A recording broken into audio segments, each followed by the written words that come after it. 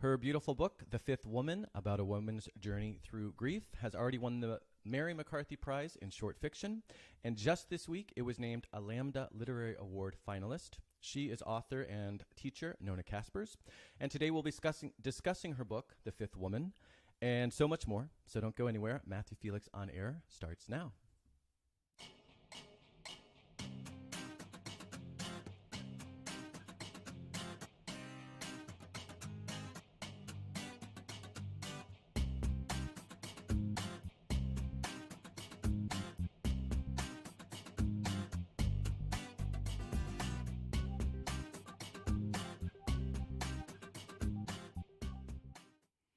Welcome to Matthew Felix on Air, people who create, people who make a difference, coming to you from WordSpace Studios in San Francisco, California. Happy St. Patrick's Day. Hope you had a great couple of weeks. Thanks to a last-minute cancellation and the fact that I did not have a show scheduled last week. It's been 3 weeks since my last show, and it has been a very busy 3 weeks. First and foremost, I did my first of 2 live stage shows based on my new book, Porcelain Travels, at the Marsh Theater, as part of the Marsh Theater's Monday Night Marsh series here in San Francisco. Actually, we can almost see the theater through the window here. They're in the Mission District. And it went pretty well. I was a little nervous. I hadn't done anything like that since high school, and I'd never done a 20-minute monologue, by myself.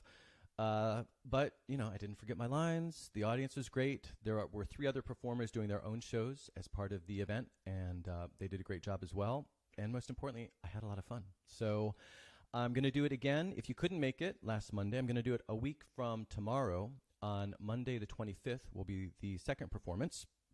Doors open at 7 o'clock. The performances start at 7:30, and you can get tickets online at themarsh.org, or you can risk it and just buy them at the door. But, what if what if there are no tickets by the time you get there? So you should probably just buy them now. Lots more going on this week related to my book, Porcelain Travels. On Friday, I was notified that Porcelain Travels is a Foreword Indies Book of the Year Award finalist, specifically in the humor category. Needless to say, I was really, really excited about that, and the winners will be announced in June. And actually, they were announced on Monday, and then I got a message Friday saying, just checking in to make sure you heard that you were nominated, and for some reason I hadn't heard. So I heard 5 days later, but anyway, that was great, and I'm really honored and excited to have been recognized that way. Like I said, now we've got 3 months, and then the actual winners will be announced in June. Friday was also the official publication date for Publishers Weekly's review of Porcelain Travels, and obviously a huge honor to be reviewed in Publishers Weekly. I never had before. Now, other than the fact that they said that in one of my stories, I pee into this urinal and it's not hooked up to the plumbing. And the whole premise of the story is that I don't know that, or else, of course, I wouldn't do it. Well, in the review, they say I did it on purpose. So other than the fact that there's a slight misrepresentation of my character and that story, the review is very favorable, and so I was happy. But I asked my editor and I asked a friend who's a publisher, I said, should I try to correct that error? Because it's no fault with the editorial comments. It was just that big factual. And they were like, don't touch it, just leave it alone. So like I said, happy letting that sleeping dog lie, and just honored to have gotten that review. But I was a little surprised when I saw that they said I deliberately chose to pee in a urinal that I knew was not attached to the plumbing, when I did not do that. Otherwise, a great review, like I said. Also on Friday, I found out that Porcelain Travels, and this was a big surprise, that Porcelain Travels was the subject of a 1,000-word feature article on an Indian literary website called, thecuriousreader.in. And it turns out that a woman in Calcutta, India, Kolkata, however you say that now, found it in the library. And I didn't even know, of course, that Porcelain Travels was in a library in Calcutta, so that was great. But what's also really interesting was that the reason the article was so long, it was more than just a review. She talked about how the book made her reflect on sanitation issues. And so I loved that, and I was touched because it just made me think about how we don't, we might have a certain intention or thoughts about what our book is going to do and how it's going to impact people or the world or whatever the project might be. And it was just a reminder of how these projects take on different lives and have a different impact than we can ever possibly anticipate. So I loved that what is primarily a humorous book had this additional impact. And the review was great. And the illustrations are great. So I'm going to try to point to this. you can see in this picture, I don't know, those of you who are watching, obviously if you're listening on the podcast, you won't be able to see this, but there's even a little duck in that art. So I don't know if that's chance or if that's original artwork for the story, but I love that picture, and there's some other great pictures that they include in the article. So anyway, check that out. That is on thecuriousreader.in. Last thing before we start today's show, no show next week because of my second March performance. I do 6 to 8 hours of post-production on this show, and I just can't do that and then go do the stage show. So I'm not doing a podcast next Sunday, but the following week, on Sunday, March 31st, Natasha Ruck will be in the studio. And Natasha is a podcast producer, and she's also a stage performer who is also doing Monday Night Marsh. And so when I met her and found out that she was also doing Monday Night Marsh, and she's doing a show tomorrow. So I'm going to go see her show. She's going to come see my show on the 25th. And then on the 31st, we're going to talk about our experiences. We're going to talk about performing. And like I said, she's also a podcast producer. So I'm going to pick her brain about that, since no doubt she knows more about this than I do, since I'm just kind of continuing to feel my way through it. So that should be a lot of fun. And her show, by the way, tomorrow is called You're Good for Nothing. I'll Milk the Cow Myself. So I'm not sure what that's about, but I can't wait to check it out. Okay, and again, that's my show next show on Sunday, March 31st. Okay, after this quick message from my sponsor, WordSpace Studios, I will be back with Nona Caspers. A quick thanks to WordSpace Studios in San Francisco for sponsoring Matthew Felix on Air. WordSpace's mission is to bring together writers and thinkers of all ages and experiences. WordSpace will soon be offering creative writing workshops, a literary book club, and guided writing groups. And Workspace is already offering writing residencies. They are submission-based, and they provide writers with room and board for up to 1 month. To find out more, you can email info@wordspaceststudios.com. Yes. Okay, Nona Caspers migrated to San Francisco from rural Minnesota and now teaches creative writing at San Francisco State University. Nona has written 3 books and has co-edited a 4th. Her stories have appeared in numerous literary reviews, including Kenyon Review, Glimmer Train, Cimarron Review, Black Warrior Ontario Review, and The Sun.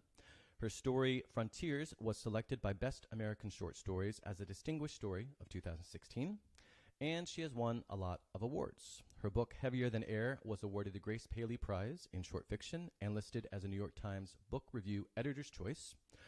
Her work has been supported by a National Endowment for the Arts Fellowship, a San Francisco Commission Cultural Equity Grant, a Barbara Deming Memorial Grant and Award, a Lambda Literary Award nomination, another one of which she just received this week, and the Joseph Henry Jackson Literary Award. Last but far from least, her new book, The Fifth Woman, won the Mary McCarthy Prize in Short Fiction, and I, of course, just read the book in preparation for today, and it truly is exquisite. It's exquisite. I mean, it's just so moving, and the language is just, I can't even find the words, and so that's why I'm going to spend the next hour talking to her about the book. It's just a beautiful, beautiful book that I can't recommend highly enough, and it's very easy to see why she's being recognized so much for it. Okay, with that, I will say welcome, Nona. Hi. Hi. I'm happy to be here. I'm so excited to have it. Congratulations to you, too. So we're both Foreword Indies Book of the Year Award finalists in different categories. Thank God. Because it would be really awkward if we were up in the same category and got really competitive, and I'd be saying, I found this fault in The Fifth Woman, and, it's good, but, we'd have to wrestle it out. We'd have to it'd get very physical very fast. I grew up, I used to be a wrestling cheerleader, so seriously? I know about headlock. Okay, well, I was a wrestler until they made me wrestle, and I was a wrestler until I broke some guy's, what's that called? Not ankle, wrist. And then I had proven my masculinity, and I didn't have to wrestle anymore. I didn't have to prove my masculinity, but I think I might have, because they kicked me off the cheerleading squad because I was so busy being excited about what formations the 3 other cheerleaders and I could make, like triangles. But isn't that the job of a cheerleader? Well, no. The coach said to me, you need to pay more attention to the wrestlers, to the guys wrestling. Yeah. And it didn't even dawn on me that we needed to do that. No, you were more interested in your creativity. It was very exciting. Expression. Yeah. Okay. Well, I'm glad that we were both sort of ejected in different ways from the wrestling world. Yeah. Okay. All right. So congrats again on the Lambda Literary Award nomination. And then I don't think I didn't say this in my intro because I just found out before we went on that you too. Did I say this in the intro just now? That you also got? No, I didn't say that you were just nominated for the Foreword Indies. Yeah. Did I just say that? Mm-hmm. Okay, without my notes. Mm-hmm. Did I say that? I don't think I said that. You didn't? No, we were talking about it Let's beforehand. say it now. I'm going to say it now. No, I didn't say it. I'm looking back at my notes. I mentioned your other 57 awards, but I didn't mention that you just got nominated because I only found out right before the show that you too are nominated for a Foreword's Indie Book of the Year award. Yes. So congratulations. Thank you. And so I have, there's that camera number 2. I have some champagne, and she's got some sparkly water, and so we're celebrating our Forewords. It's a lot. It's a mouthful. And she's making a mess, and that's why this is in a can and not in a bottle. I still have to prove my masculinity. That's right. We're still proving our masculinity. Although this isn't super masculine. Presto cuvee in a can. No. It's definitely. It goes with my mic, though. Look at that. It's exciting, though. It goes with your shirt. It does. And I'm spilling it on the keyboard. That's less exciting. Okay. So congratulations on that. How does it feel, in all honesty? How does it feel to get that sort of recognition for The Fifth Woman? Both the Lammy Award recognition and now the Foreword Indies Book of the Year Award recognition. I felt so happy. I was so happy. And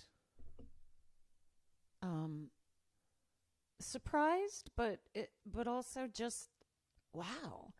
I felt really happy, and what I felt the most happy about was that people were so nice to me about it, that my friends were so happy for me.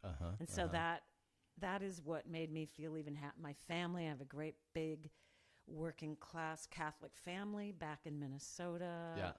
They've been reading the book, which is not a book they normally would otherwise pick up, right. And they love it. And so that is, I just remember my heart felt like, it just felt big, really big. And I was like, oh, and I would get a text from one of my nieces, and then I'd get a text from a friend. And right. I felt really happy Awesome. about both. Awesome. I think that's the right way to feel, if Yeah. there's a right way. Okay, so I want to say before we get too far that you are going to take questions at the end if anyone has questions. So you might already have questions for Nona. You might have questions that result from our conversation. You might have questions just about writing in general that you want to get her take on. So please, if you have the questions, get ready and mark them down as we're talking, and we will address them at the end if anyone does. Okay, so let's go way back. Let's start at the beginning. Why writing? How, when, why did you get into writing? Oh, I thought we were going to go much further back than that. I'm going, No, that's okay, another episode. We'll do that maybe. That's such a crooked story for me. I didn't grow up with literature around. I grew up reading romance novels, and in fact, I think I was addicted to romance novels for a while. Addicted, no less. Kills the real world romance. Not really, but I just stumbled around a lot. Dropped out of college, did this, did that, did a lot of different jobs, lived out of a van, did tree planting, nurse's aide. I didn't even think about anything about writing until I went back to university and hung out with some other artists who kept saying, you're really creative. And then I was supposed to go get a job after I graduated, and instead I started writing in notebooks about 6 hours a day, just writing, giving myself strange exercises. And it was odd. And I came here to see about getting an MSW, Master's in Social Work. This is when I'm younger, and I'm thinking, oh, maybe I'll move there. I have friends who moved to, San Francisco. And this would have been back in 1989. And I found myself standing outside for no reason. I'd never done this before, standing outside the creative writing department, which is where I now teach. It's weird. And I went back and I just kept a job that would allow me to write while I took care of people and help people in wheelchairs, and wrote in notebooks and just filled them up one after the other and slowly started finding things. So that wasn't until I was almost 30. That started when I was about maybe 26. And do you remember what prompted you to start writing in the notebooks? Because it sounds like it was just very organic. It was something that must have been bubbling around, knocking around in my unconscious, subconscious little brain. You know, little brain. You're that little brain. That little brain. And then I eventually just started being pulled towards following it. I was looking for something to devote myself to. And I really, my mind, my brain, the way that my mind works, just it doesn't work. I'm not a scholar. I found that out when I was a women's studies major. Not a scholar. They kept saying box it in.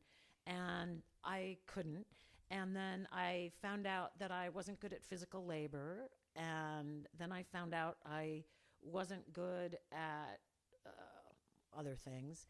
And what would pull me in was this almost like writing like a nun. I really was looking for something to devote myself to, the way nuns devote themselves to being a nun. I don't know what that means exactly. And I craved that. And so the writing in notebooks gave my obsessive interior monologue mind a place to go, outlet. But I had just started really reading literature and studying that in women's studies when I was like 26, 27, and was trying to do that route, which is more scholarly and epistemological. That's a big one. That's a big one. And I wasn't good at it, but that's all right, because look where I landed. And then I don't know how to explain it.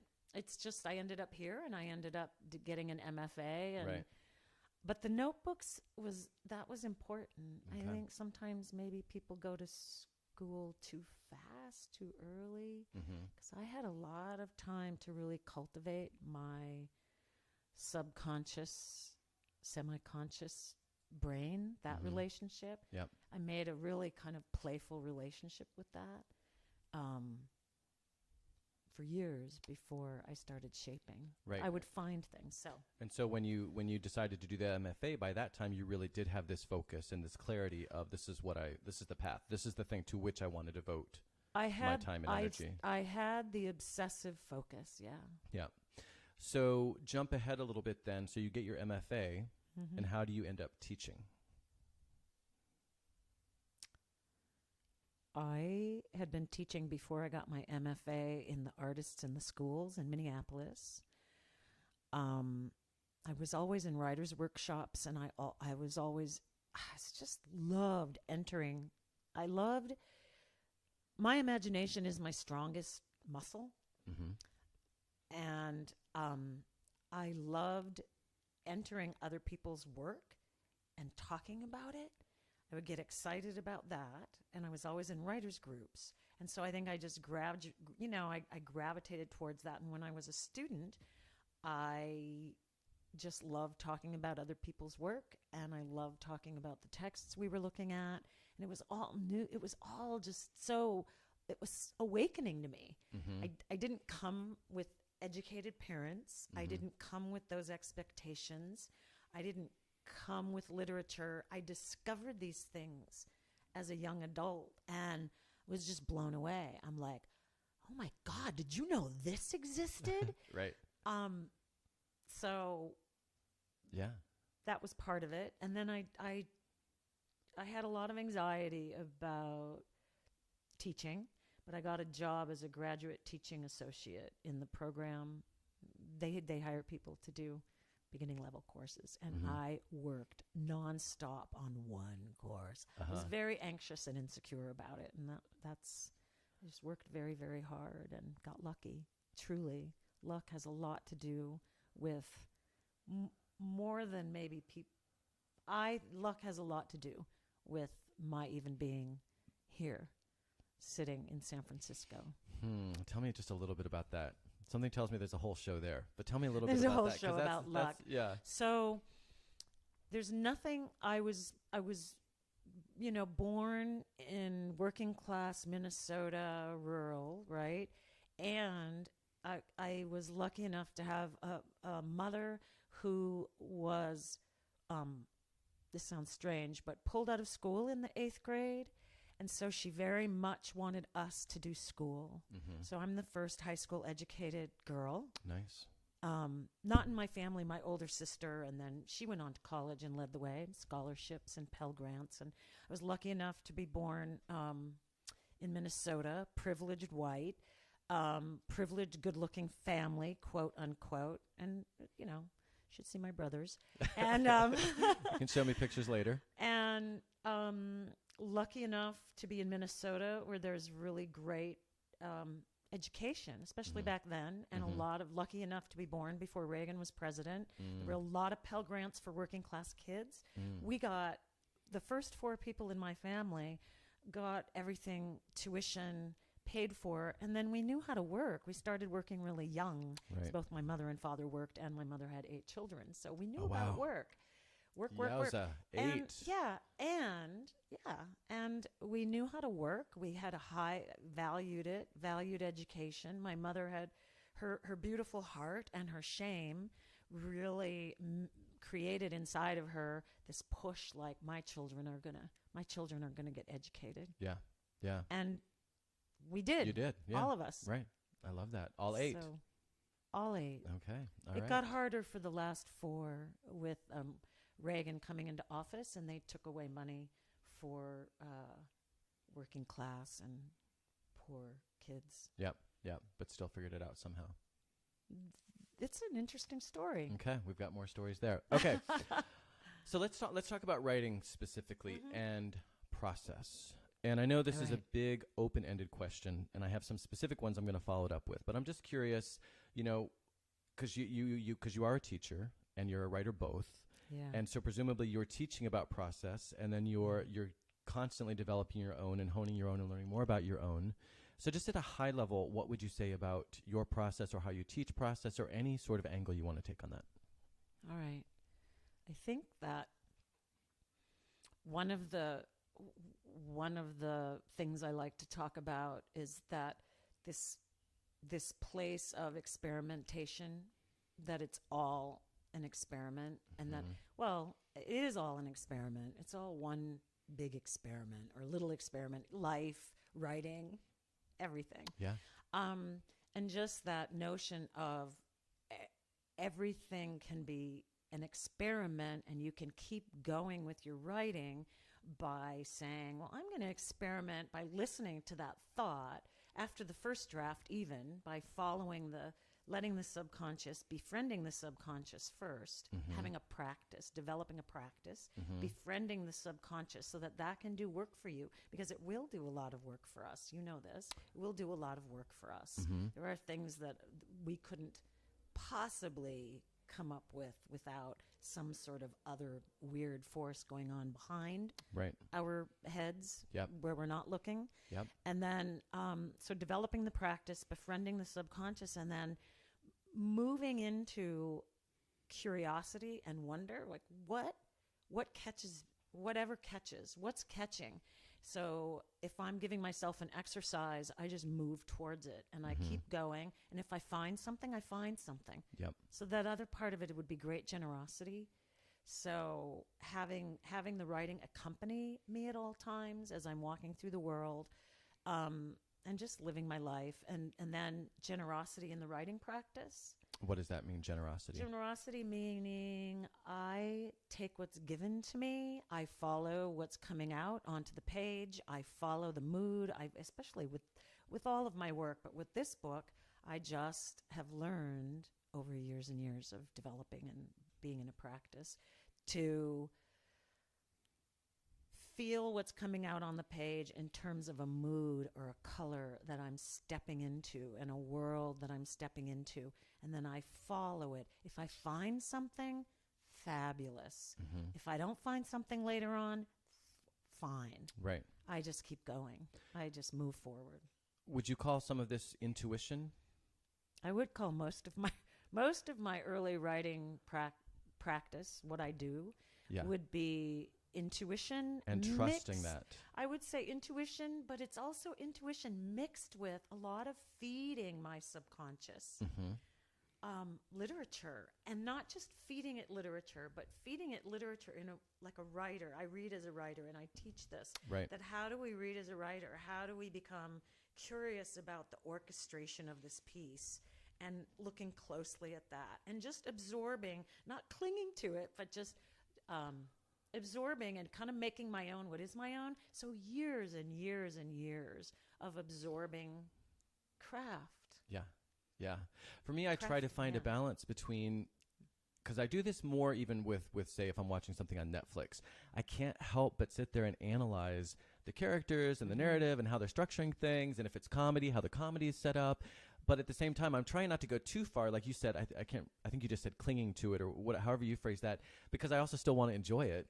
Like, I want to read The Fifth Woman, for example, and I want to enjoy it, even though I know I'm going to interview you. So I'm also trying to look at it from the perspective of a writer. Yeah. So I try to find some sort of middle ground, because otherwise everything becomes an academic exercise. But at the same time, I'm so fascinated by each author or each whatever creative person's process and how they're putting things together, and that I can't help from look at it through that lens, and I enjoy looking at it through that lens. So, okay, so a couple specific things I want to ask you about process. I watched a couple of not interviews. I watched a couple of readings that you did and talks that you did online. Mm-hmm. Thank God for all of this stuff that's out there. So it makes it very easy to research before a show.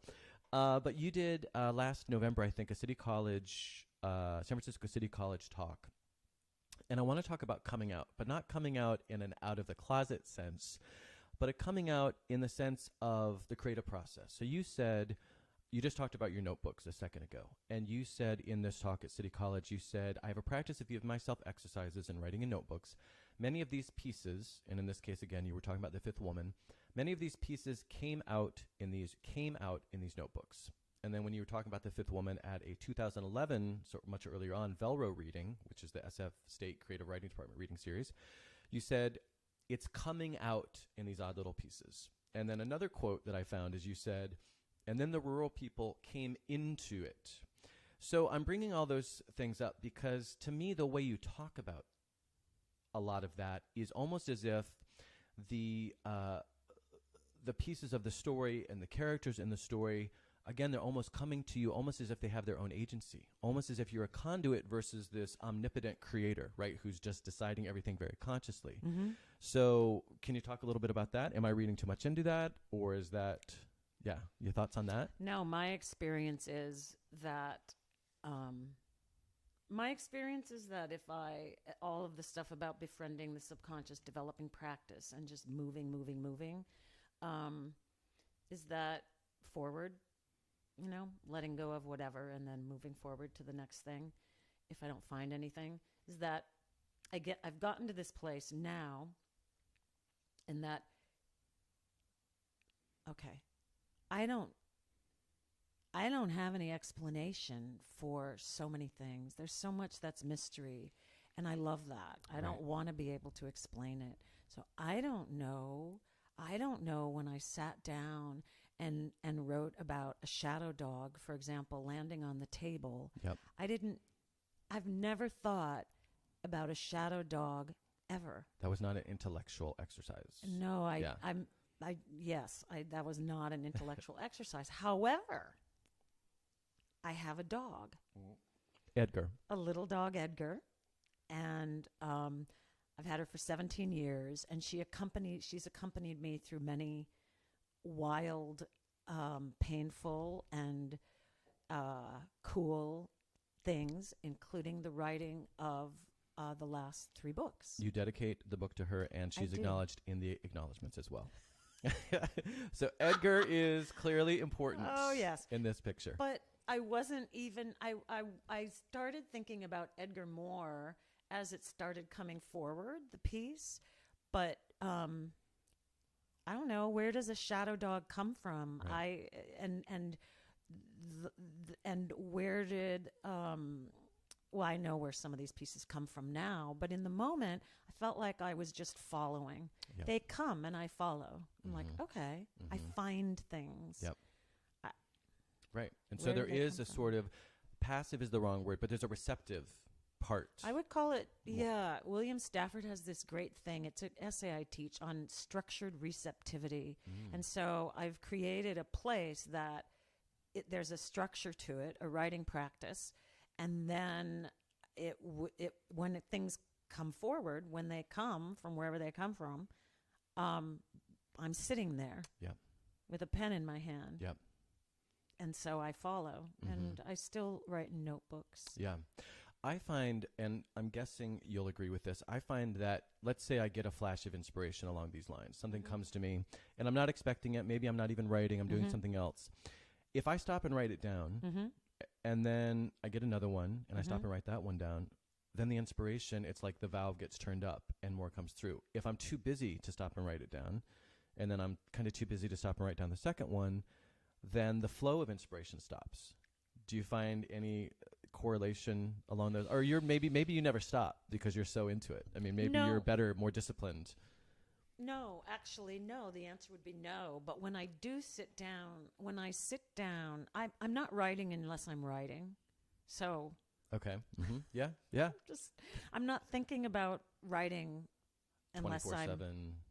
Unless I'm writing. And I used to have a very structured practice, but I haven't for years been as structured around it in terms of time or writing all the time. No, that's not me. But when I sit down and when I sit down and I'm writing, I want to mention a lot of this has to be tied into this fabulous writers group. Barbara Tomash, a wonderful poet, her latest book is Anne Pelletier. She had a book called The Letters. Oh, dear. Anne, I feel bad. Was this also just nominated? Because I saw these Anne three names were just on and your... Jesse Nissom. They also got they're Foreword. My writers. They're in my writers group, Okay. and every word is connected to them. Yeah.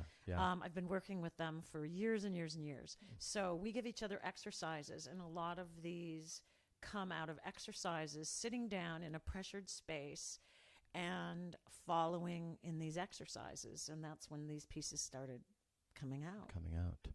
Okay, quick question. We just got a quick question that ordinarily I would wait until the end, but this is one that I'll probably forget. Somebody just asked, what's the William Stafford essay called?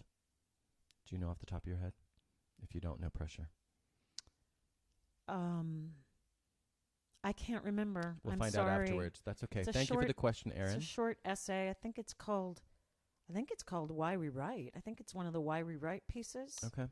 Something I like bet that. if you put it into the Google machine, William Stafford essay on writing, it'll come I bet up. you could find it. Okay, awesome. Thank you. Let's talk quickly about, it's almost cliche, but it's also really relevant.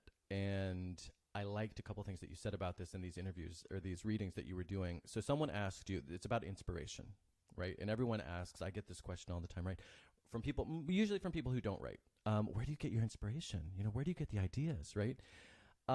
You said some interesting things about that. So I'm going to just ask you general, and then if you say what I'm specifically thinking about, then we'll just go with that. If you don't, then I'll ask you about it. So what are your thoughts kind of on inspiration? I don't wait for it. That's it. You said I don't. That's exactly it. The quote that I have here is I don't wait for inspiration. Yeah. But I love that. So, so elaborate on that. That's exactly the quote that I had that I wanted to ask you about. Yeah, I don't wait for it. I give myself triggers. I just, again, sit down with the notebooks and just start going into things, especially with my writers group. Again, we now meet via Google and follow it or move towards the writing. I have this thing where I think I have a very generous writing practice. And so if I'm into it, refining things, I love revision. I love it. So things can come out very drafty, whole in a sense, what I would call whole. And then I move towards it. But all I have to do to have a successful writing day, whatever, successful, all I have to do is turn my head towards the writing, turn my head towards whatever piece I'm working on, and I do much better when I'm inside of a project.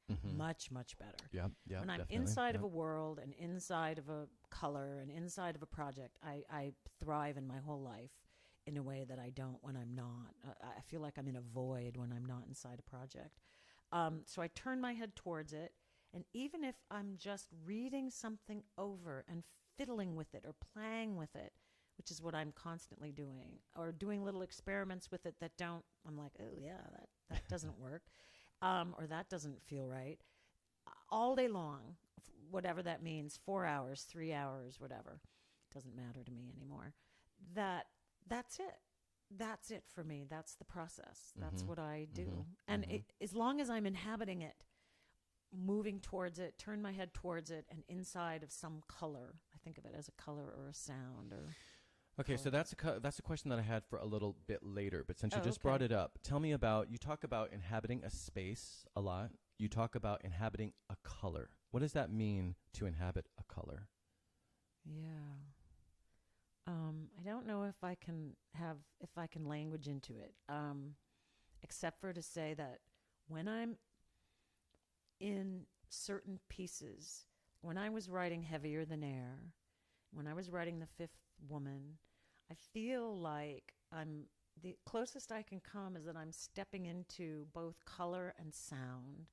There's a certain sound that The Fifth Woman makes, and maybe it's a mood, it's color. I also pay a lot of attention to color in my writing, which I wasn't even aware of until another book, Little Book of Days, which has a lot of color in it.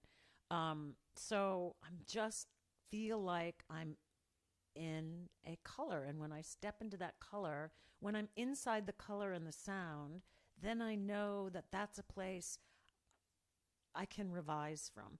I don't revise unless I'm inside the work. I don't revise from the outside, or if I do, it often doesn't work, and so I undo it the next day or whatever. Yeah, until you get back into the color. Until I sound. Get back into the color. Yeah.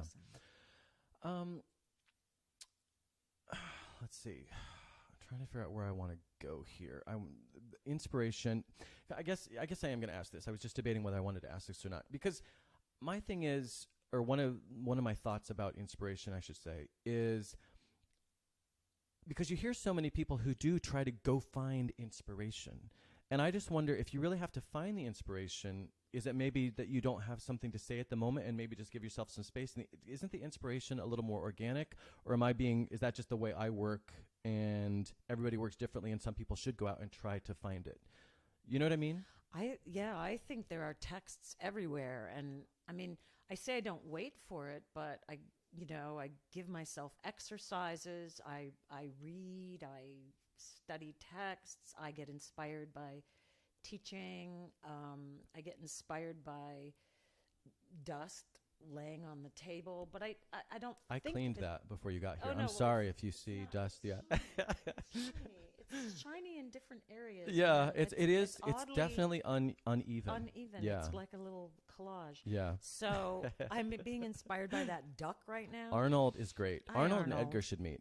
Oh, well. I don't know. Edgar might tear him apart. No. Edgar wouldn't be the least out of fun. bit interested in Arnold. Arnold. He wouldn't. Edgar wouldn't care. Unless Arnold had poop on him, unless that duck was covered in poop, Arnold would not be interested. I mean, Edgar would not be interested. Yeah. Pardon me. Yeah, I grew up in the country. Yeah.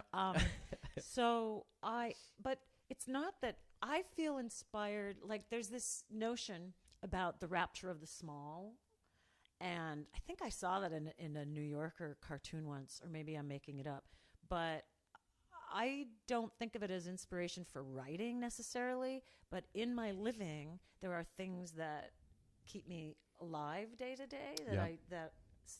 In the senses, like dust. I'm very moved by when I can see. When the sunlight is coming through a window, and all of a sudden the hidden world becomes visible. No, that's the example I was just going to use from The Fifth Woman. There's a lot of that, like the light coming in from the outside. Yes. Yeah. And so then they're available to me because I pay attention to them. They catch me in the world, walking through the world. Then they're available to me. I've paid attention. And that's also a tax. So I think people have very different processes and very different ways of sparking their curiosity and all of that. And so for me, a text could be dust that I see and the light coming in through a window. That could be, in a sense, a text that I'm reading and paying attention to for a moment. I'm not thinking of it that way, but I'm But you're paying attention. I think to me that's so much what it is. It's paying attention. It's being present. It's noticing that dust. Yeah. And experiencing the dust. Right. But I mean, I think it's fabulous when people go out, and I actually envy when people say, well, they go traveling somewhere to consciously feed themselves other parts of the world or other. I love that. Yeah. I think I'm very myopic. Some people cross oceans in their novels and stories, and I'm paying attention to sunlight coming in through the window. Saves a lot of money on travel. Well, it saves a lot of money, and yes. Okay, I have many more questions about just sort of writing in general, but we need to get to the fifth woman. So that's what we're going to do. We're going to shift gears here, and we're going to go to the fifth woman. And I just want to say that it's published by, I don't know if I'm going to say that, Sarah Band. Sarah Band. Sarah Band. Mm-hmm. Okay, I didn't know about that E. And I just want to say that Sarah Band Books is a nonprofit literary press located in Louisville, Kentucky, founded in 1994 to champion poetry, short fiction, and essay. And they are committed to creating lasting editions that honor exceptional writing. They're at Sarah Band Books, and again, band with an E, books.org, and I'll say that again at the end. But I just wanted to mention them because it sounds like they're a great organization. So I just wanted to make sure I mentioned them. But at a high level, can you tell us what the fifth woman is about? And then we're going to get into some specifics. Well, I think so grief, I experience, and I know we do, because we've all experienced grief, as this opening, this place that opens up into other worlds, that opens up into the rapture of the small, that opens up the imagination, and that evokes, this is what I was trying to find, the language for a place that I went to when I was younger, and the language for a place that was deeply and shimmered with pain, deeply painful, shimmered with pain, and a place that I could not have experienced without something cracking open and seeing the world differently, and having no choice but to see the world differently. Well, maybe I had a choice, but I paying attention to the trees, the sun, a shadow, a world that then morphed, that morphed into what people are calling magical realism, or it tilts towards the surreal. To me, I understand that. To me, while writing it, it was realism, and that's how I inhabited it. I was writing realism. I went across the bridge deer hunting. Mm-hmm. I went with the narrator. So it's finding the language and the imagery and the place for grief, but an intense grief that breaks it all up, breaks it all open. Mm-hmm. So thank you for that. Okay. And I'm really curious about what you just said with regards to, for you, it was realism. It wasn't magical realism. You have to kind of call it that because that's what other people are calling it, and that's how they feel that they need to interpret it. But for you, that's not what it was. For you, it was essentially realism, and that's how I actually read it. And we're going to talk a little bit more about that in a second. But I want to ask, you say on your website, it doesn't say this in the actual book, but on the website you refer to the fifth woman, and then it's as a novel in stories, right? And of course, it's broken up into 23 stories. So what does that mean, a novel in stories, first off? I wrote pieces that were in one consciousness, the consciousness of a young woman living in San Francisco in an apartment above an alley, and walks around with a watchman's cap pulled over her hair so that nobody knows she's a young woman, because she doesn't want anyone to know. She's a young woman. Yep. She's not really in the world. She's in her own world. She's on an island. So I inhabited those pieces as they came forward. I shaped them. I started aiming my pen towards that color and that world. My writers group helped me a lot recognize. I was actually working on another project. I didn't think about what it was going to be. And I didn't think about what it was going to be until later. And I just saw them more as a collage, or one of the brilliant woman, Barbara Tomash, in my writers group said, well, it's like a song cycle. And I just thought, I don't know what this is. The press recognized it as a novel and called it a novel. And I'm like, oh, okay. All right. And then recently I spoke in Meli Chai's wonderful teacher and writer, Useful Phrases for Immigrants. She wrote a blurb for the book. I talked in one of her classes, and she said, well, this has everything that a traditional novel has. She just totally saw it as a novel. Yeah. So I didn't think about form in that way. Yeah. I thought about it thing by thing. I call them things. It's one of those alley story things. Yeah. So later I arranged it. So I did have a consciousness about movement. Well, and that was one thing that struck me, is when I was sort of thinking about it afterwards, and think about how it's a novel and stories, and how the stories can sort of stand by themselves. But I still felt like there was a progression. And then I was trying to think, okay, well, wait, why did I feel there was a progression? And then I started, kind of pondering that. And then I found some ways that would sort of explain it in parts why it was a progression. And then in other ways, it just felt, again, organic, and just kind of don't overthink it, and it's just working. But anyway, let's, speaking of the story, speaking of the chapters, you have agreed to read one of them. And this is one that's actually sort of a good example, I think, of how they really are stories, in the sense that this is almost sort of self-contained, even though, of course, it's related to what comes before and what comes after. But do you just want to set it up, or just read it, or whatever works for you? It's absolutely stunning piece. I'm going to read it. Okay.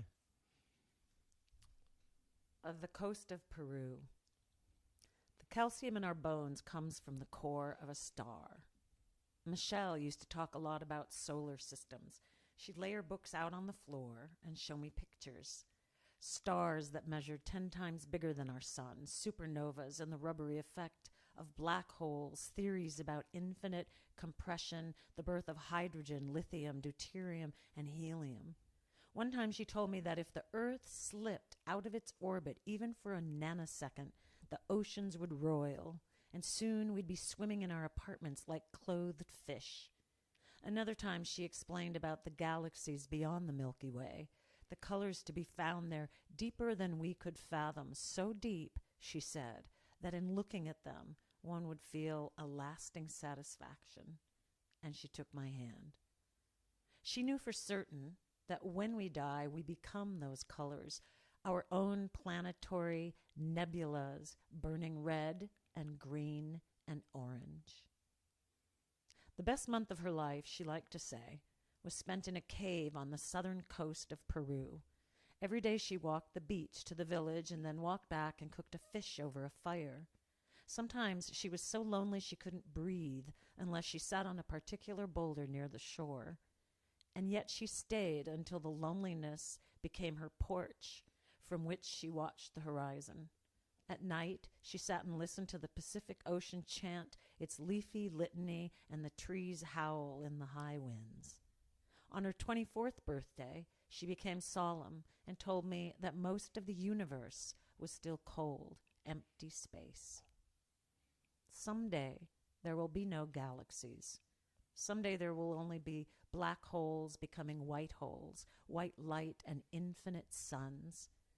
And then we will start all over again, Michelle, with floors to sweep, cups to put away in the cupboard, dishes to wash, and dust floating down onto our new dust, our bones again filled with stars. I love that. It is so beautiful. So beautiful. Thank you very much. And it also ties in to, so I didn't mention this yet in the show, but I saw you read at the Racket in last fall. And the piece you read then was sort of related to that in the sense that it was related to time, in the sense that this one comes back and it's kind of coming full circle, and we'll be doing the cups again. And but this was, the narrator wakes up in the middle of the night, but to her it feels like it's day. I don't remember the name of this chapter, but then she goes about her day, even though it's the middle of the night, and time is warped, right? And that's, and you said in your City College talk, you said sometimes it, which is grief, has this kind of luminous quality, and things can happen in that place. Time, which is so wildly subjective anyway, becomes lopsided. And then on page 109, I just wrote this quote. I didn't write the whole sentence for some reason, but you talk about the malleability of time, however you say that. So most people probably think of time as linear. A lot of us know that that's not necessarily the case. So can you just tell me a little bit more, some of your thoughts on time and how it relates to this, and just sort of your just general thoughts? You know, my experience, and this has also been studied, but and every you know, we have measured time. We know this, right? And we need that, right? We also have then, right, subjective time, and that's a time that can almost be a bubble within the linear measured time, and that's a place we can get lost in that beautiful subjective time place. Not always so beautiful, but it depends on where you're going. But so in that subjective place, I think that there's a quality of absorption, a quality of, I get pulled out of my narrow self. It's such a relief, and I actually become lost in something larger than myself, larger than my own obsessions, larger than the limits of my own imagination, larger than the limits of my own petty emotions. And they can be petty. I don't believe that for a second. I don't believe that. So that luminous quality with time and place, of course, because they can't be separated. They're inextricable. But right, the sun creates time, so that I forget that the earth is actually moving. I mean, we know this, right? But it's really moving. And sometimes when I'm in a subjective time place, there's more of a sense of the earth tilting around, right, and the sun moving, but it's not necessarily at all measured, you know? Like in that story, it's waking up in the middle of the night and it's morning, or waking up in the morning and it will be night, because she's not in sync with the measured time of the world right then. She's not, because of her grief. Yeah, because of her grief and this other place that she's inhabiting emotionally. It takes her into this other psychology and this other physical, visceral sensation that I then languaged into in a way that was languaging into the actual experience, the visceral experience, the psychological, spiritual experience. Languaging into. You've said that a few times. So I like that language. Languaging into. Tell me just a little bit about that.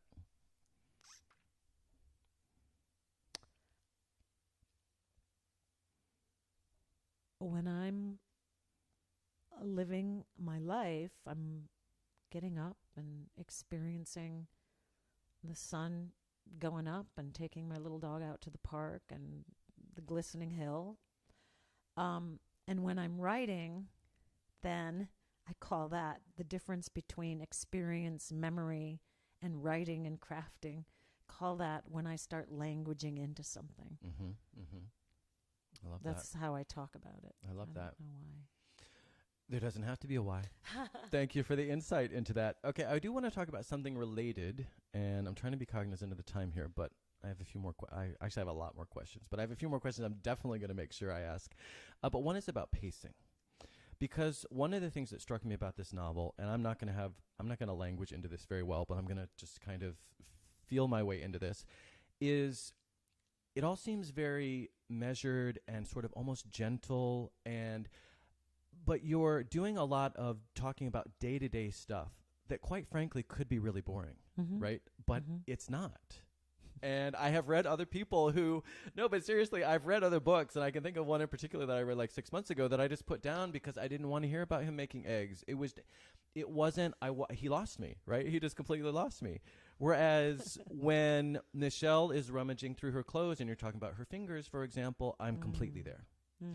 And so to me, that's part of the mastery of your writing and the beauty of your writing, and why I found it so compelling and engaging. And as does Stacey Derasmo in the beginning, in the foreword, she comments, there is not a single sentence in these stories that is not as clear as water. And as soon as I read that, I was like, that's it. But neither is there a single sentence here that doesn't, one way or another, cut deep. So how do you, and you might not have the answer, but I'm just curious just what your response might be. How do you manage that tricky balance of talking about these things that are perhaps mundane or day-to-day, but still you're still infusing them with such meaning, and they just matter? And I don't even know, I guess I'm not even, again, articulating the question, but that just really struck me about this. So any thoughts on that? The emotional intensity of what I was looking at, what I was trying to get at, the weight of it inside my cells, the weight of the experience, the pressure inside of me to move into that experience, to just, there are many times when I thought, what am I doing following this stuff? What? And I just kept doing it. I just was like, okay, this is never going to find daylight. This is never going to be in the world. This is so weird. That was this is like so weird. As long as my mom's not listening, although she often does, but I don't see her right now. Anyway. Never mind. Yeah. So I emotional intensity, and that I needed to. I really needed to go there. I really needed to find that language. And it's not as if during this time period my father was dying also. So I went hunting. I go hunting. I say I. All right. The narrator goes hunting, and I went hunting with her. I didn't go hunting with my father. I didn't go deer hunting with my father. My brothers did, but I knew about it a lot. There were deer hanging in the garage. There were dead animals everywhere, and we ate them. Yep. Fabulous, right? It was lucky kid that way. We had fabulous food. Fresh. But we used to say it's organic. And so I went hunting with him, and when I called him up and asked him for some details, and he said, well, she's got to find a fire road to get the deer out. Well, what if she can't find a fire road? Here's what he said, because I couldn't have her find it. What if she can't find a fire road? Then how would she get the deer out? Then he told me how to cut it up, right? Yeah. And then he said, well, she's not a very good hunter if she can't find a fire road. And he didn't stop being disgusted with that. Right, because he's in it with you. He's right there with you. He didn't stop thinking, geez, you're writing about someone who can't find a fire road and you call her a hunter? What kind of hunter is that? So I love that. So it's that drove it. All of my work is driven by this kind of emotional intensity. Okay. I want to ask you, we touched on this, but like I think I said we were going to come back to this. So we're going to come back to this now, which is the magical realism, which, as you said when you were writing it, for you it was just realism. And for me, that's how it reads. And one of my questions is, so just for our viewers and listeners, so her apartment fills with snow. The narrator's apartment fills with snow. The apartment opens up to the sky. There's an imaginary man who's very important in world history. There's the shadow dog that you've already mentioned. So my first question was going to be, but I guess you already answered this unless you have something to add. my first answer was going to be, how did magical realism make its way into your story? But I think you've already said that you just let yourself go where you went and it just sort of happened. It's that. I think so. I just allowed it in. You know, I ask my students this question. I am so lucky to get to teach. Teaching is another primary art form for me. And I have amazing students at San Francisco State, truly amazing in many ways. So if we can allow in what's waiting for us, if I hadn't allowed that in, because that's why I kept saying, this is so weird. Yeah. Where am I But I just allowed it in, and I thought, well, this is where I'm going. Didn't think of it as a book. Didn't think about getting it published. I didn't until later. And with a lot of help from my writers group. So we can go anywhere if we inhabit it fully and we commit to it. Right? So I just went there. I don't know what to say about the magical realism. Right. It's not that people are right in saying that, and saying it tilts towards surreality, whatever they want to say, it's all true. But that's from a reader's point of view. After the fact. Yeah, it's not from the way I inhabit it. And when all of us are inhabiting our work, we all have intense emotions. We all have an intense imagination. We all have experiences that pull on us, that create pressure inside of us, wherever that comes from, intellectual, emotional, both.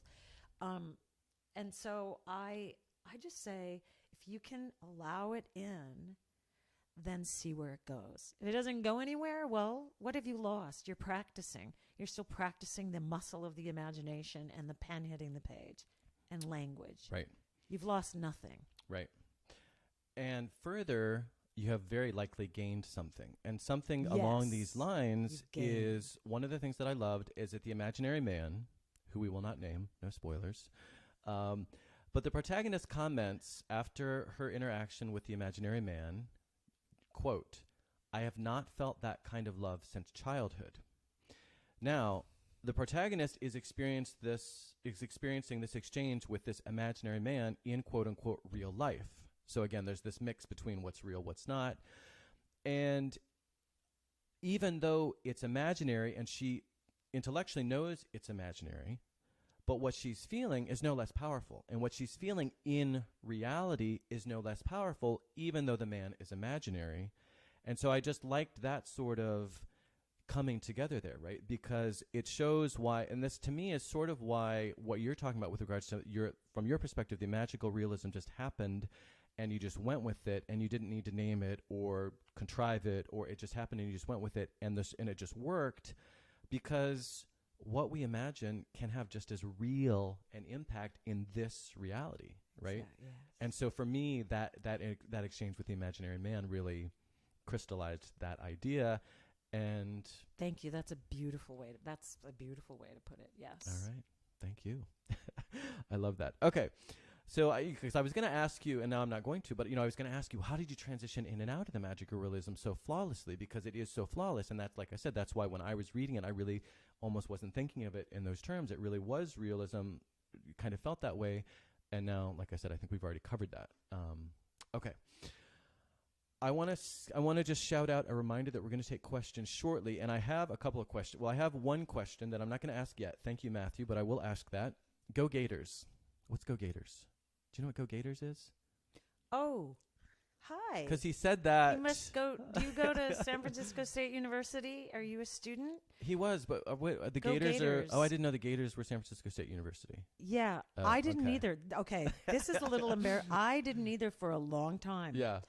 Isn't that crazy? I really didn't. I just wasn't paying attention. I was like, "Go Gators." Okay. I thought of but Florida. It's the alligator. I The didn't know. alligator is a mascot Why? for the. I don't know what sport it is. At This SF is- State. Yes, and I'm the We chair don't of have the creative gators writing here. department. Well, we don't have alligators here, so I don't That's know. why I have no I thought idea. it's a Florida reference or something. I thought maybe you were both Well, in Florida together or something. Okay, Matthew, you need to explain the Gator. Why, Well, if you know, why the I don't Gators remember is the the mascot. sports team it is. This is. Yeah. I know, but I do know gold and purple because it was also the colors. They were also the colors in my high school basketball team. Okay. but I don't know the sport that the Gators are. Okay. Any insight you can shed, Matthew, if you're still online, which presumably is because you asked the question. Okay. But I also want to let you know, quick tangent, and then we'll get back to our chat. We have sold a book while doing this talk.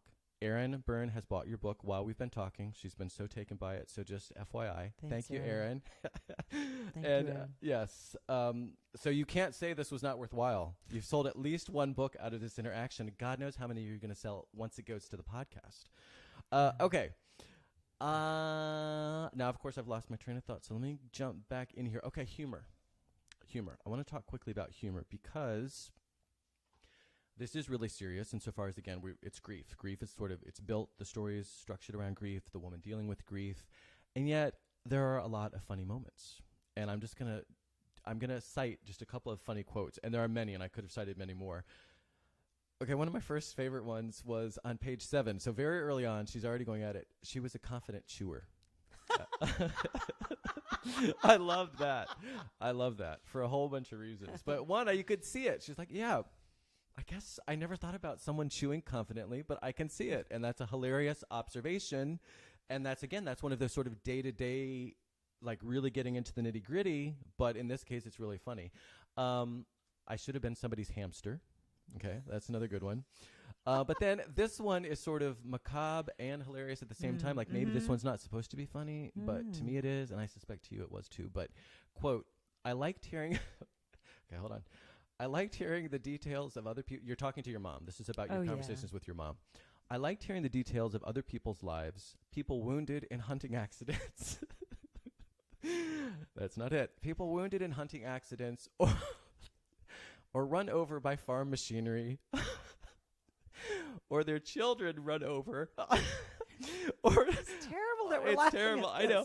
Or their children run over or somehow damaged by farm machinery. Okay, you and I clearly have similar dark senses and dry senses of humor, but I love that, and there's so much of that. So, can you tell me, though, getting more back on track to our respectable literary conversation, about kind of why you brought the humor in to a book that's focused around grief?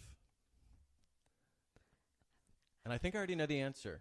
Oh, would you give it? I don't know. I mean, that's my sensibility. That's the kind of humor that hits me sometimes. Like, here's the thing. This is so absurd, this thing that we're doing. And we all know this. Life? Yeah, this thing that we're doing. Yeah. Yes, this living thing. This living thing that we're doing. Yes. We go, we do this, we do that, we do this, we do that, and that's great. And then once in a while, we just stand back and we look, and it's like, good Lord, look at that. Look at that strange thing that person said. Look at that strange person I am. Look at this. Look at the way this little girl is petting her dog on the bench and talking about, I'll be so sad when you die, Buster, or whatever. And I'm laughing. Right. Life it's so absurd, right? That Italo Calvino story, The Flash, where everything suddenly becomes clearly absurd. And what are we all participating in? And so I think I have that kind of meta view readily available. My father also had it readily available. And he would make these little comments that we'd be playing cards and Mom would be like, no, I had 12 points on that last hand. She's a fabulous bridge player and card player. And he'd say, well, Bert, if you feel that strongly about it, I'll give you the 12 points. And he'd write it down. But we would all laugh because we knew that he was making some comment about whatever, or I don't know. That wasn't a very good example, but but he did it all the time. He made these dry comments that a lot of people wouldn't even laugh at, but his children would laugh at them. Oh no, but it goes back. That example goes back to what you just said a second ago, which is it's not. And this is why I said, when I said I already think I know the answer, this was going to be my answer for you, would have been that just like everything we're talking about with the magical realism or just your whole writing process, it's not strategic, it's not contrived, you're just going with it and it just organically comes in. It's your sensibility, it's your background, it's that inspiration comes in, it's funny, it works there, and you just go with it. Yeah. And it's how we survive, which is I think also the other thing you're sort of maybe hinting at is everything is so surreal. I couldn't survive here without humor. Right. No, I mean, humor is what gets me through the day. Yeah. Amen. Amen to that. Okay. Last question before we take questions is gender identity, because the novel is about a queer woman. It's clear from the get-go. And yet, the only explicit reference I remember, and of course I could be wrong, other than, of course, the repeated references to the lover, is you do say on page 10, so again, very early on, quote, "There is something that happens when you live in a nice apartment in a pleasant neighborhood in my city, especially if you grew up queer in an inhospitable place." But the rest of the time, other than we know that it was this relationship that's being mourned between two women, it's not like there's a scene where she's grappling with they're not married, or they can't get married, or she doesn't have the rights to visit her lover in the hospital. There's not that kind of stuff going on, right? Right. So any thoughts about how the queer identity fits into the story? I think that I am queer, and it's almost like time and place. It's not really, they're kind of inextricable from my imagination and my material of my life, and that I have been in queer relationships with women my whole life, and that those relationships were they were relationships. And then grief, we all experience grief. That's it. We all experience grief. I mean, I do think that there's a way of seeing that I've gotten from being queer, and I think some of that is there's some surreality in that, because when you're told, when this is a table. Okay, this is a table. We all agree this is a table. But what if it's a duck? And I think, we've heard this before. The sky is blue. The sky is blue. But then I looked up at some point and I'm like, oh, the sky is sometimes green, and it's sometimes sort of a dark gray and black, and sometimes it's, we agree on a certain reality, but the reality that I agreed on, as though it was just floor, was that I was going to grow up and either become a nun or, which would have been fine, I suppose, but I was not nun. I was never nun material, and my mother knew it. Yeah. Or that I was going to fall in love, and always fall in love came first, and marry, and have at least 6 to 8 children, and that's life too. And then something else started happening. Some other creature started coming forward, and some other vision, and it really broke. That was also a breaking open. It's like a seeing underneath, a world under a world, like grief. Mm-hmm. And so it did give me a different way of looking at the world. And then, so I think vision. I think it's mm-hmm. just woven into who I am, yes. and the vision, and that's my material. So right. there it is. There it is. But do you notice that I have never, I think there's only one line of direct mention of sex.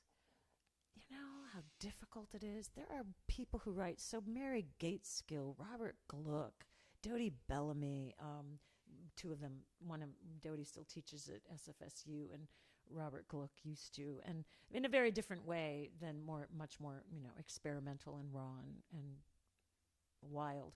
But the people who write beautifully into sex, Dorothy Allison, my God. Mm.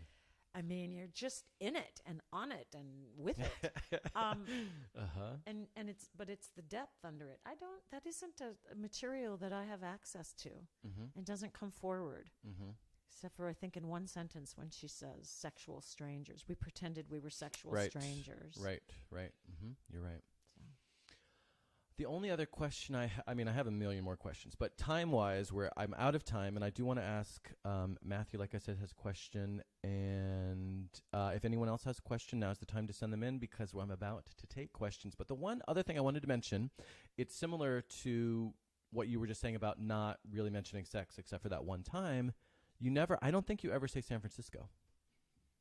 Oh, the city. You refer to the city. I know the streets you're talking about. I live in the neighborhood where the novel takes place.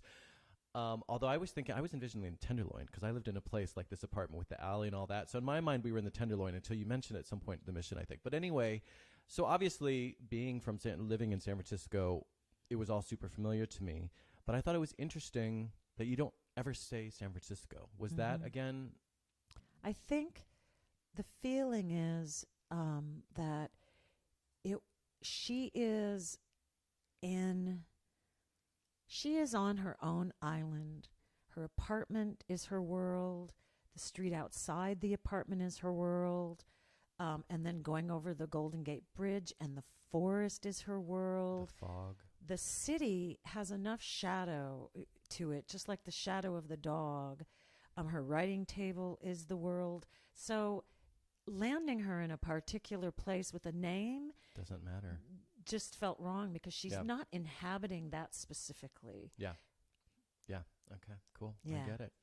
Okay, so now is the time for questions. Okay, so Matthew says or asks, how does completing this novel feel different than finishing Little Book of Days?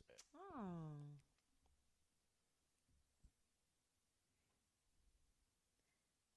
I so love that question. How does it feel different? Good question, Matthew. Yeah. So, I finished this novel, and it was set to be published 2 years ago. And then I got ill, and I couldn't. I was very out of service. It's only the last 6 months that I've been more in service and been able to leave my apartment and live more in the world and start writing again. So the edits came while I was ill, and I got help and really had to pull forward my imagination and mind to go back in. And by the way, Saraband is an amazing press, truly amazing. I mean, the editor who I thank, and Kirsten Miller, there's several Kirstens, and I'm going to get her name wrong, I'm sorry. It was just amazing. And so the meaning for me after going through something like that, the meaning of the book being in the world and having it have become a book and getting recognition,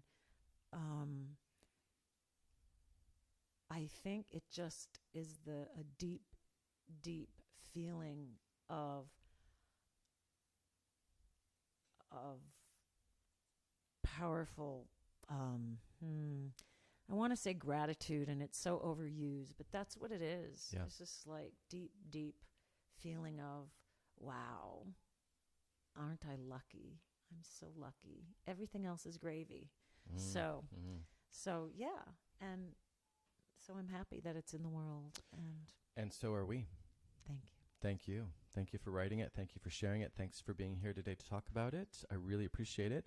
And I want to mention a couple things that you have going on, one of which is, because we're way over on time, not that it matters, but we do need to wrap up. This Thursday, March 20th, is that Thursday? Yes. What's today? That's Thursday, yes. right? Yeah.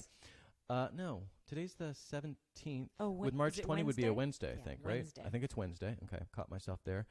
At the Poetry Center at San Francisco State University, you are in conversation with R.O. Kwan. I am. What an amazing. Check out her book, The Incendiaries. Really. Okay. I mean that really. Yeah. Okay. All right. And check out that talk. Do you know what time that is off the top? 7 p.m. at the Poetry Center on the 5th floor of the Humanities Building at San Francisco State University, where I am lucky enough to teach and lucky enough to love it. All right. I love that. Okay. And then later in the month, on the 25th, you'll be at the Association of Writers and Writing Programs Conference. Is there anything else you want to mention that's upcoming that people should know about? I mean, of course, everything is on your site, noacaspers.com, but anything else you want to mention, or are those the two most imminent things people should know about? those are the events. Okay. AWP and the Poetry Center, and I just want to thank you, a full-hearted thank you to Matthew and to anyone who listened, and to Sarah Band Press and my writers group, and to that duck. And to That's that Arnold. duck Thank you, Arnold. Arnold. And I wish Edgar could have been here as well. It would have been great. But Arnold did a good job holding the fort down, keeping us in line. He's a great guy. Thank you very much for being here. This was great. All right. Well, we are out of time. Like I said, NoahCaspers.com. Check that out. Nona, sorry. That's yeah, right. Noah. What did I say? I don't even know what I said. For just a moment, I'm like, oh, I get to be Noah. Yeah, Noah Caspers, brother to Nona Caspers. Mm-hmm. Nona Caspers. I think that's the only time I said Noah, right? It's the only time. Okay, all right, great. Thanks for catching me. NonaCaspers.com, and then Sarah Band with an E, books.org is the publisher. Like I said, that's all for today. Thanks again to my guest, author Nona Caspers. Thanks to WordSpace Studios for hosting me. They, again, are at wordSpaceStudios.com. No show next week, like I said, but the week after, 3/31, March 31st, stage performer, fellow Monday Night Martian, and podcast producer Natasha Ruck will be here. And, of course, like I said, my next Marsh show is on Monday, March 25th. So please, if you're in the Bay Area, come check that out. It's a lot of fun. And as always, thank you so much for watching and listening. If you like the show, if you would please share on social media and subscribe, rate, and review wherever you happen to listen or watch. Makes a huge difference, and I would really appreciate it. For more about me, my website is MatthewFelix.com, and links to my social media, books, including Porcelain Travels, other podcasts, and all the rest can be found there. If you have any comments, ideas for the show, or just want to say hello, I would love to hear from you at FelixOnAir@MatthewFelix.com. Thanks again for watching and listening, and have a great week.